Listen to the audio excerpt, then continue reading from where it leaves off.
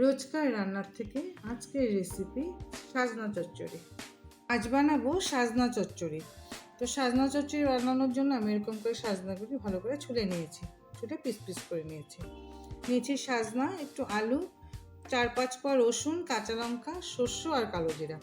আমি এখানে এই যে কালো শস্যটা নিয়েছি, মানে হলুদ শস্যটা নিইনি, কারণ এটাতে একটু ঝাঁঝ বেশি হয়। তো এই দিয়ে আমি আজ বানাবো সাজনা চচ্চড়ি।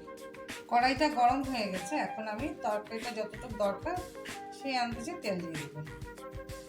ধরো আমি এখানে 2-2.5 চামচের মতন তেল দিয়ে দিলাম, আর তাতে দিয়ে দিব কালো জিরা। কালো জিরাটা বেশ কমই দিই আমি, ধরো আধা চামচেরও কম কালো জিরা দিয়ে দেবো। আর তাতে এখন দিয়ে দিব সাজনাটা, এই যে সাজনাগুলো কেটে রেখেছি, সাজনাটা দিয়ে দিব, আর আলুটাও দিয়ে দিব। দিয়ে আমি হাই ফ্লেমে ঢাকা দিয়ে ভাজবো। কেন কি হাই ফ্লেমে? এর জন্য তাতে আমার সাজনাটা ভাজাও হবে, ভাজা গন্ধও হবে আর সিদ্ধও হবে। তো এখন আমি এটাকে হলুদ লবণ দেবো না, এখন বেশি লবণ দিই না, বেশি লবণ দিতে দেবো সাজনাতে, খাওয়ার সময় বেশি লবণ করা আছে। তো এখন আমি এমনিতেই হাই ফ্লেমে ঢাকা দিয়ে তোমার এই সাজনা আর আলুটা একটু ভাজা হোক।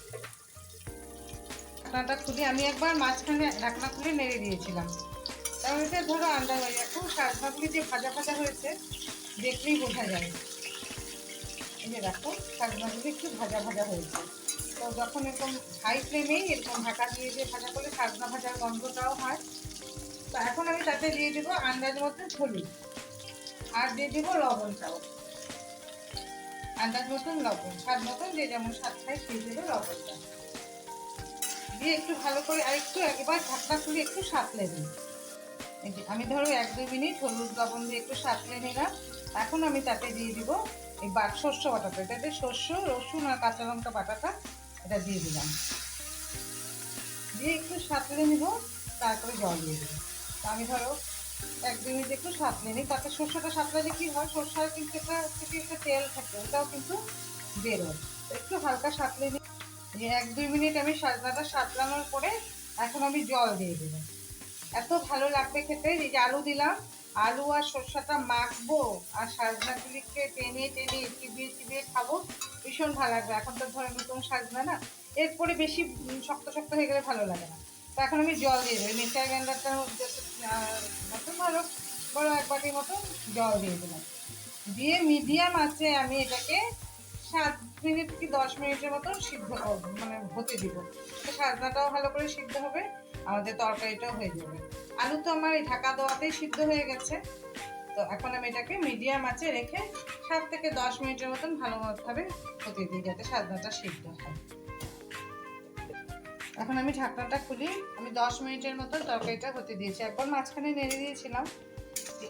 এইরকম গা মাখা ঝোলটা থাকবে, কেন কি ঠান্ডা হলে আরো একটু টেনে যায়। তো সাজনাটাও সিদ্ধ হয়ে গেছে, আলুও সিদ্ধ হয়ে গেছে দেখো। এখন আমি তাতে দিয়ে দিব 2টা কাঁচা লঙ্কা এরকম, কেন কি একটু গরমে গরমে কাঁচা লঙ্কা যখন সিদ্ধ হবে না, খেতে এত ভালো লাগবে। আর দিয়ে দিব সামান্য একটু কাঁচা সরষের তেল, ধরো 1 চামচেরও কম একটু কাঁচা সরষের তেল দিয়ে দিলাম। এই আমার কমপ্লিট হয়ে গেল সাজনা চচ্চড়ি। এখন আমি এটা গ্যাস অফ করে ঢাকা দিয়ে রেখে দিব, 2-3 মিনিট পরে নামিয়ে নেব। এই কমপ্লিট হয়ে গেল সাজনা চচ্চড়ি।